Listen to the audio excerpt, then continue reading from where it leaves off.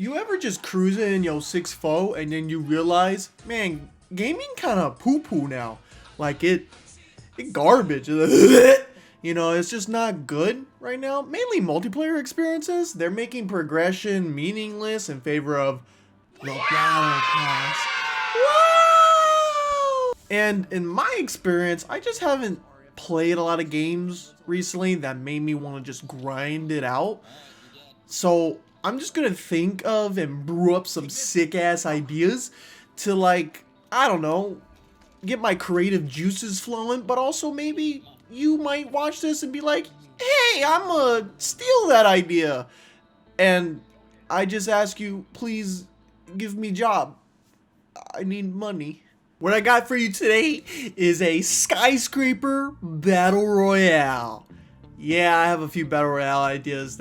I guess that's what I'm starting with this series or concept. I don't know what this is. I'm just making these as I go. I don't know.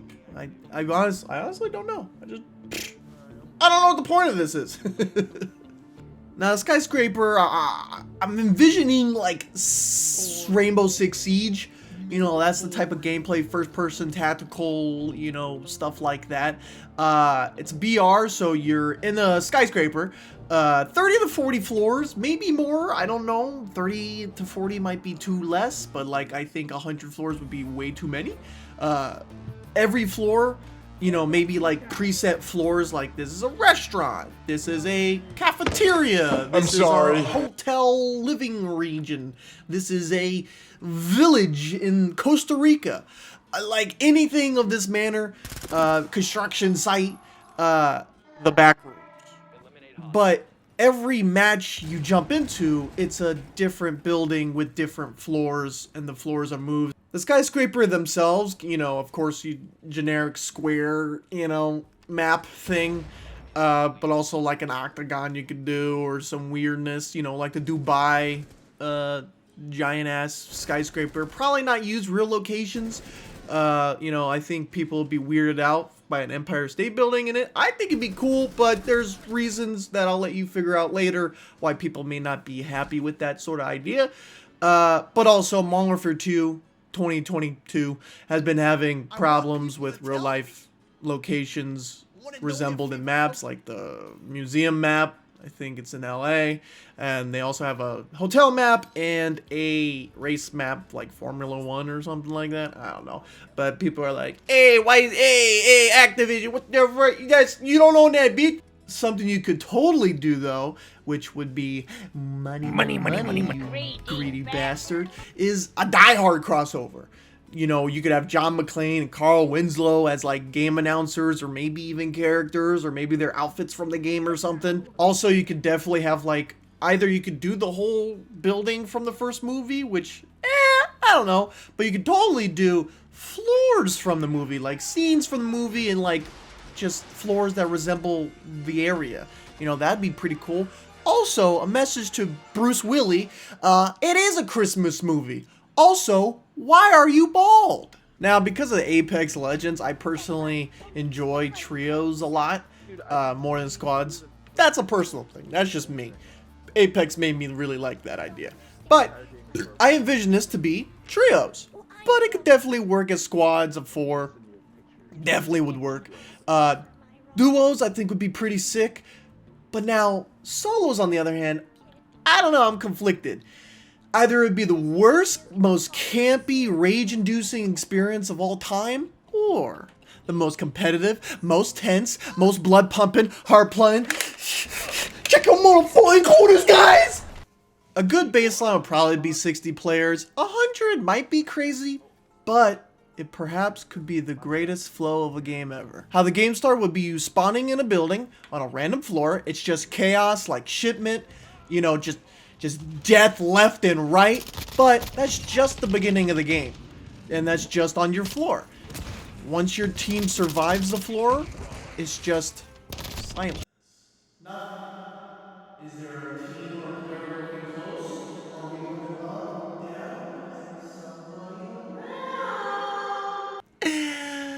Oh my god, I'm crazy. Also, sticking to the formula of Siege, I would definitely have destructible environment, because I would love just to have something like Sledge's sledgehammer, just so I can look down and break on through to the next floor.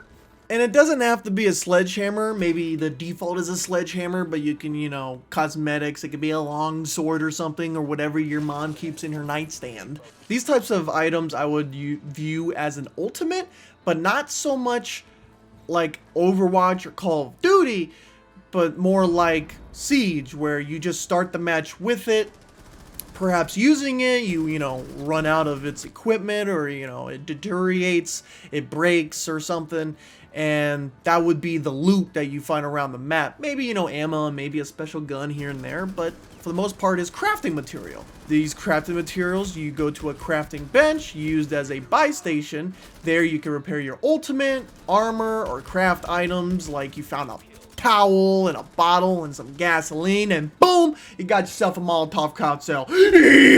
So I would definitely have like a create class system where one of the pieces of your create class system is simply the ultimate, or, you know, a different name, of course. But the class system would be tied to not a pick 10 or just a here you go, pick whatever, more of like a weight system. That would be the balancing act. You go into a match, maybe you took too much stuff, and you're walking around like our Lord and Savior Tachanka. Or you went in with nothing, and you're running around like Kavera. Keep my wife's name out your fucking mouth! Also, bring some perks. I feel like a lot of multiplayer games don't really do perks anymore, because they don't want to be looked at as copying Call of Duty, but that's something that I think any game could do. For example, I would have a perk called Window Washer. You repel speed is increased by 25%. I'd even add pro perks, like, for example, get a kill while repelling. You get a boost to your speed by like 5%, and maybe you get like a 1% accuracy boost, you know? And when you do this, hit me with some dopamine, my guy. Yeah, buddy. That's how cool Call of Duty used to be, my guy. When it comes to character customization, I wouldn't necessarily do like a hero shooter of set characters. It's very easy to do, but it's also very easy to make that very boring. Ipso facto, Call of Duty these days. Fucking, I don't care about any of these characters. Just make them look cool, or go back to BO3 where I cared about each character because there was story to it. Now it's just generic dude number 4 with a mustache in a Saw outfit. I don't know, it's not that cool to me. But I would have character customization straight up like GTA 5-esque. You know, I want to customize my character from socks to nose ring, dude.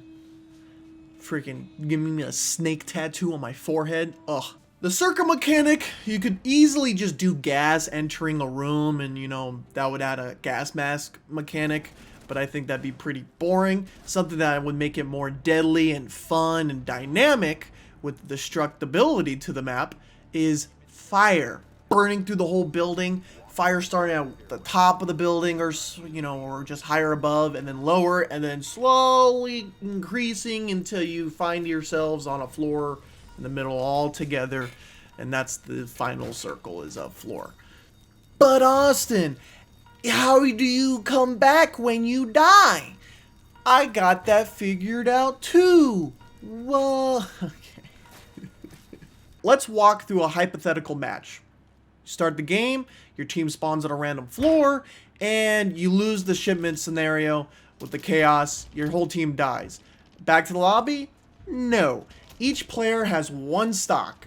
So when you die, a timer starts, let's say 30 seconds. Now, during those 30 seconds, if your team has a defibrillator, like if they find one, maybe even have it be an equipment you come into the game with, and you can use that to revive completely dead teammates who are just dead and are on the timer. Not when they're down but not out situation, you know, last stand.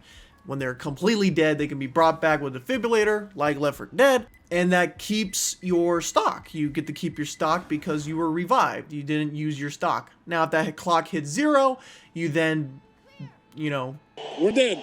Use that stock and you come back to the match. How do you come back to the match? Random spawn? No! You spawn in the sky and you have to parachute back to the skyscraper. Oh, I can smell the Tim the Tap Man falling to death compilations. This guy's so Right here. Ripped in your building, Denny. Dude, I got fucking sniped, man. Now, once you're out of stocks, you're of course spectating your team if also still alive. But how would you be bought back? There's no buy stations, there's no money system. The way I would do it is that there is civilians around the skyscraper, the map, and you simply have to rescue them by getting them to, like, I just assume a giant big enough window. Or you can have set locations, of course. But I like the randomness of any window big enough so there you can shoot a flare or, you know, drop an attack insurgent or something, and that would signal an AI helicopter to come and do an airlift for the civilian, therefore earning your team a stock, which then using that for your dead teammate who will parachute back to the map. But I would do either, maybe not the whole map, but floors very close to your floor will be notified that this is happening, so then therefore they can go and hunt you down and either sabotage the whole revive situation or simply try to snaggle it and steal it from you and them getting an extra stock for their team. That would make a revive situation, like the buyback situation, a little bit more like a mission or an objective, instead of just simply a revive, buying someone back, or going to a location, hold an X for a while. You actually gotta have to hold off. Gives you a reason to stay there, wait for your teammate. But you can even enhance this moment even more by including RPGs into the game. Let's say you win the situation, the helicopter starts flying off with the civvy, but someone's got an RPG and decides, I'm gonna shoot that down, and no one gets a stock after that. Or you can hold on to the airlift as long as you can until, like, the helicopter disappears or it pushes you off and forces you to fall.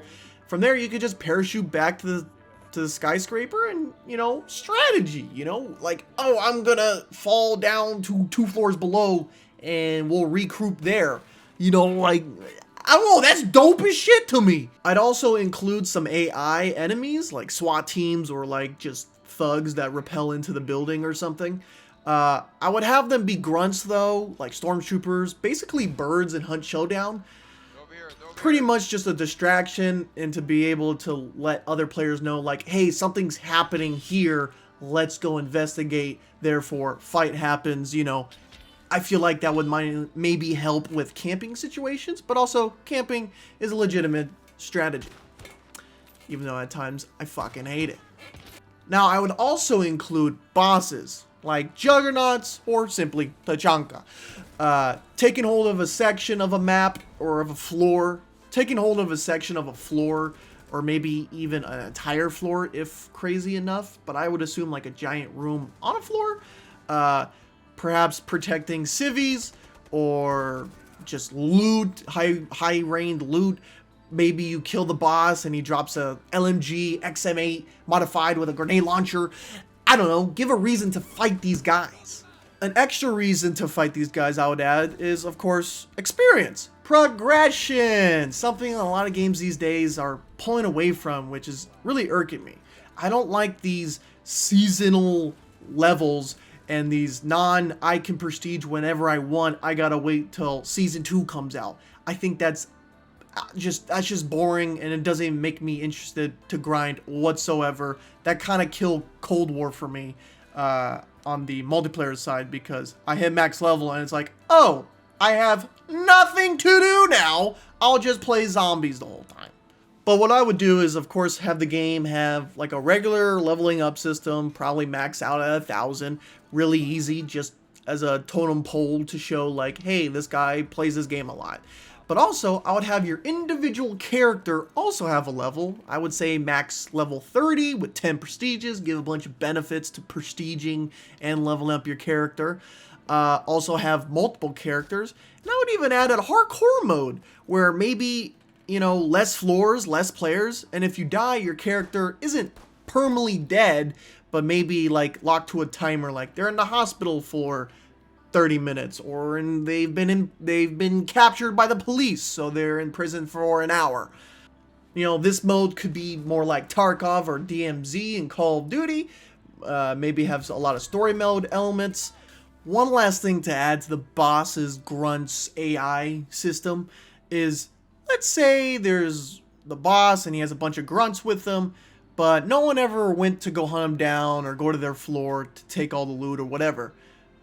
Most games would probably just let them sit there and them all die at that location, that floor collapse, and it'd be over with. This game, nah. I'ma have my group of AIs literally relocate. Their floor is gonna be destroyed in like 2 minutes. They're gonna relocate. They're gonna go to a different floor closer to the safe zone, and literally, like, just imagine walking through a stairwell, and all of a sudden there's a juggernaut with 9 dudes and a couple civvies with bags or something, and you have no choice but to fight in this burning stairwell. Oh my god!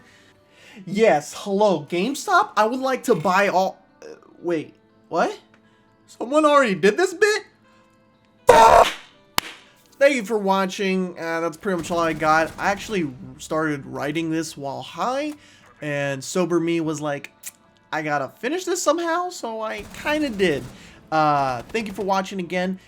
Subscribe, leave a comment, leave a like, tell me what you thought, what you would do, what you would change, any ideas you got. And next time I'll make a game about water buffaloes with AK-47s, because it sounds fucking cool.